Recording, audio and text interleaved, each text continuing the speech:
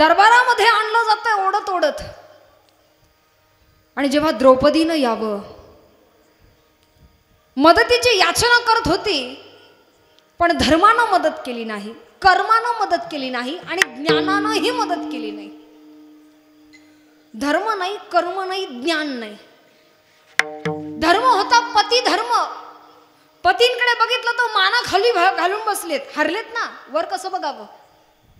पती धर्म आहे, पत्नी धर्म आहे, पण नाही मदत करत आहे. इथं कुणी कुणाचं नसतं.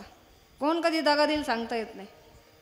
माणसाचे रंग वेगवेगळे आहेत, कातड्याचे रंग वेगवेगळे आहेत. आतड्याचा रंग माणुसकीचा असला तर बरं पडतं. कधी कुणाच्या दिसण्यावर जाऊ नये. माणसं फार चतुर आहेत. काहींचे खाण्याचे दात वेगळे आणि दाखवण्याचे दात वेगळेच असतात. आणि जेव्हा जेव्हा ना माणसांवरती विश्वास ठेवावा, माणसं घात करतील, संत करत नाही. विश्वास भगवंत आणि संतांवर जरा जास्तीचाच असावा. पती धर्म पत्नी धर्म नाही मदत केली. बघितलं ज्ञानाकडे, ज्ञान तरी कुठलं. मोठमोठे पंडित महर्षी बसलेले होते. त्या दरबारामध्ये बसलेल्या कोणीही, अगदी धृतराष्ट्रानं मिटल्या डोळ्यांनी ते सगळं अनुभवावं. भीष्माचार्य समोर बसलेले आहेत, ज्ञान आहे, अजिबात मदत केली नाही. एक वेळेस मदत केली नाही तरी चालेल, पण कमीत कमी वाईट घडत असताना त्याला शांत बसून दुजोरा कधीच देऊ नये. शहाण्या माणसानं शांत बसलं ना, शहाण्या माणसानं योग्य ठिकाणी जर शांत बसलं तर अनर्थ झाल्याशिवाय राहत नाही. लोक म्हणतात स्त्रीमुळे महाभारत झालं, लोक म्हणतात स्त्रीमुळे रामायण झालं. अरे कुणी सांगितलंय तुम्हाला? कुणी सांगितलं? कुणी? द्रौपदीच्या एका वक्तव्यामुळे रामायण किंवा महाभारत घडलं. आणि हे महाभारत घडलं हे सांगण्याचा अधिकार तरी कुणाला आहे? लग्न नव्हतं झालेलं, लहान वयामध्ये एकत्र खेळणारी कौरव आणि पांडव विषारी अन्न पदार्थ बनवून भीमाला खाऊ घातले, हातपाय बांधून नदीत फेकून दिलं. तेव्हा कुठे होती द्रौपदी? नव्हतीच ना. लाक्षागृह बांधलं गेलं आणि पांडवांना झोपी गेलेलं आहे असं समजून लाक्षागृह पेटवून दिलं. तेव्हा त्याच्यामध्ये जळून खाक होणारी ज्या सैनिकांची लेकरं झोपलेली होती, पांडव जरी वाचले तरी ती हत्या घडवण्यामागे कौरव होते. तेव्हा कुठे होती द्रौपदी? आणि कोण म्हणालं महाभारत द्रौपदीमुळे घडलं? जे घडणार आहे ते घडतंच, फक्त दोष दिला जातो तो स्त्रीला. तुझ्यामुळं झालं, नाही का? तुझ्यामुळं झालं. घरी भांडण झालं, तुझ्यामुळं झालं. भावाभावात भांडण झाली, तुझ्यामुळं झालं. आई बाप बाजूला गेले, तुझ्यामुळं झालं. माझ्या आयुष्याचं वाटोळं झालं, तुझ्यामुळे झालं. पुरुषानं सांगितलं मला जमत नाही, जबाबदारी घेणं, तिनं समजून घेतलं आणि जबाबदारी निभावली. पुरुषानं सांगितलं मला रडता येत नाही, तिनं कधी डोळ्यात पाणीच येऊ दिलं नाही. पुरुषाने सांगितलं मला प्रेम व्यक्त करता येत नाही, मला विशेष वाटतं, का नाही व्यक्त करतायत? भांडता बरं येतं, कुठून शब्दसंग्रह आणतात कुणास ठाऊक. भांडता येतं पण प्रेम व्यक्त करता येत नाही. 100 गोष्टी केल्या तिनं आज तुमच्यासाठी, एका तरी गोष्टीसाठी कधी आभार मानून बघितलेत? आणि म्हणत सगळं तिच्यामुळे झालं. का झालं? भर दरबारामध्ये आणलं, धर्मानं मदत केली नाही, ज्ञानानं मदत केली नाही. एवढे महर्षी होते, कोणी मदतीला नाही आलं. राजर्षी होते, मदतीला नाही आलं. कर्म सुद्धा मदतीला आलं नाही. तिनं विचार केला नाही कोणी मदत करू तर स्वतःचं संरक्षण करू, म्हणून दातामध्ये पदर धरला. पण ते तरी कितीसं पुरणार होतं? पुरुषी अहंकाराच्या ज्या भावनेनं ताकदवर असावं तिथं स्त्रीचं काहीच चालत नाही, भले ती किती गुणवान असू देत. दातातला पदरही निसटला. शेवटी लक्षात आलं हिथं आपलं कुणीच नाही. हात वर केले, देवा कुठे होतास एवढा वेळ? लवकर यायला हवं होतास. देवाने उत्तर दिलं, जोपर्यंत तू जगातल्या सांसारिक गोष्टींविषयी आसक्ती धरशील, समाजातल्या लोकांवरती विश्वास ठेवून कर्म करशील, तोपर्यंत मला येणं जमणार नाही. कारण इथं कुणाचा तरी आधार शोधत बसशील तर दगा होईल. जोपर्यंत सगळं सोडून तू माझ्यावर विश्वास ठेवत नाही तोवर मी नाही येऊ शकत. त्याला आणणं एवढं सोपं नाही आहे. म्हणून खळ शब्द वापरलाय. तृतीय चरणामध्ये खळ हा शब्द येतोय. खळ अनेक अर्थानं वापरला जातो.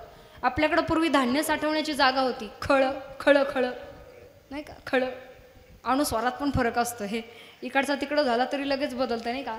चिंता आणि चिता, गेल्यानंतर जाळल्या जातं ती चिता आणि जिवंतपणे जाळल्या जाते ती चिंता. एका अनुस्वाराचा फरक आहे. खरं तर या भाषेमध्ये खूप फरक आहे. आम्ही ते आत्ता काल परवा नांदेडला गेलेलो, आमचे दीपक महाराज होते सोबत. ते लोक आम्हाला विचारत होते नांदेड परिसरामध्ये गेल्यावर नाश्त्याला काय करू बा. त्यांनी विचारलं तुम्ही सुशिला खाणार का. ऐकायला आलं ना. सुशिला माहिती का इकडे नाही ना. आम्हाला वाटलं एखादी बाई घेऊन एखादी सुशिला नावाची बाई काहीतरी घेऊन येणार असेल असं वाटलं. पण ते सुशिला काय प्रकार आहे हे ताटात आल्यावर कळालं. तिकडे मुरमुरे भाजले जातात आणि मीठ मिरची लावून ते आपल्याकडे दिवाळीत करतात ना तसल्या प्रकार, पण फक्त ती मुरमुरे असतात आणि तिकडं त्याला सुशिला नाव आहे. हां, बरेच प्रकार जिथं जिथं जावं तिथं वेगवेगळी माणसं, नवनवीन प्रांत हे अनुभवायला मिळतं. जेव्हा या कर्म धर्म ज्ञान कुणी मदत करत नाही. जगातल्या इतर कुठल्याही व्यक्तींवरती विसंबून राहण्यापेक्षा जेव्हा सगळं काही संपलंय असं वाटेल ना तेव्हा सरळ हात वर करावेत आणि त्याला सांगावं तूच माझ्यासाठी आहे, इथं माझं कुणी नाही. कालचा पिवळा रंग म्हणून द्रौपदीनं कारुण्य रसानं हाक मारली होती, म्हणून पिवळा पितांबर धारण करून नाही का भगवंत येत आहेत. गरुडावर बैसोनी माझा कैवार आला, पिवळा पितांबर कैसा गगनी झळकला, असा असणारा हा भगवंत जेव्हा यावा. आजचा रंग हिरवा हा भयानक रसाचा, अंधश्रद्धेच्या रूढी परंपरा तोडून श्रद्धेच्या मार्गानं नेणारा. कालची देवी शैलपुत्री आणि आजची नवदुर्गाचं द्वितीय रूप ब्रह्मचारिणी, अशा नवदुर्गा. आणि या रूपानं असणारी ही देवी वेगवेगळ्या स्वरूपानं आमच्या घरामध्ये वास्तव्य करते. फक्त तिच्यातली कोणती देवी जागृत करायची हे घरातल्या पुरुषाच्या हातात आहे. चांगले वागले तर ती चांगली बनून राहते, ब्रह्मचारिणी वगैरे होते. पण जर नाहीच घडलं चांगलं, हां साधी सांगितली मेथीची भाजी नवरा जर गवार घेऊन चालला तर तिच्यातली काली कधी जागृत होईल कळत नाही. घराघरामध्ये असणारं हे विविध स्वरूपाचं रूप आहे. फक्त कुठलं जागृत करायचं हे पुरुषाच्या हातात आहे. ते कधीच चामुंडा बनायला वेळ लागणार नाही. महिला मंडळ आपल्या हातात आहे. घराचा स्वर्ग बनवायचा की घराचा नरक बनवायचा पुरुष इथं काहीच ठरवू शकत नाही. पुरुषाला घरातलं काही माहीतही होत नाही, हे आमच्या हातात आहे. म्हणून ना कोणी कसं जगायचं आणि कोणी कसं वागायचं खरं तर हा ज्याचा त्याचा प्रश्न आहे. इथं बोलणारे वक्ते तुम्ही लाख मोठे आणा, बोलणारा वक्ता लाख मोठा असू देत, परमार्थाची अनुभूती तुमची तुम्हालाच घ्यायची. हे चलन आहे, ते कुणी उसणं नाही देणार. पैसा उसणा देता येईल आणि घेता येईल, पण गेल्यानंतर नामस्मरणाचं चलनच लागतं. ते आम्ही उसणं नाही देऊ शकत. आम्ही फक्त मार्गदर्शन करू शकतो. ते तुमचं तुम्हाला कमवायचं आहे. खरं तर नामचिंतन हा एकांतातला विषय, लोकांतातला नाही. लोकांतात केलं जातं ते पोटा पाण्याचा आणि प्रपंचाचा विषय ठरेल, पण ते लोकांतात आलं तरच एकांतात सुचतं. तसं सुचत नाही. ते वाक्य जरा जड आहे. कधी कधी काय होतं, लय पण शिकवण्याच्या भानगडीत पडणे असं म्हणतात. सायकोलॉजी आहे सायकोलॉजी. समोरच्याला जास्त सुधरवण्याच्या भानगडीत पडू नका, नाहीतर माणसं तुमची शत्रू बनतील. आवडत नाही. स्वतंत्रता प्रत्येक जीवाचा गुणधर्म आहे. आम्हाला आवडत नाही. कोणी मला का शिकवावं, कोणी मला का सांगावं, माझं मला बरं वाईट कळत नाही का. लोक म्हणतात का बाई तुमच्यापेक्षा जास्त पावकाळे आम्ही पाहिलेत. पण खरं सांगू का, आता आम्ही असे माणसं आहेत ना, आम्ही उन्हाळ्यात सुद्धा पावसाळ्यात पाहून आलोय. हा एवढी माणसं, नावं नाही ध्यानात राहत, हा माझा पर्सनल प्रॉब्लेम आहे.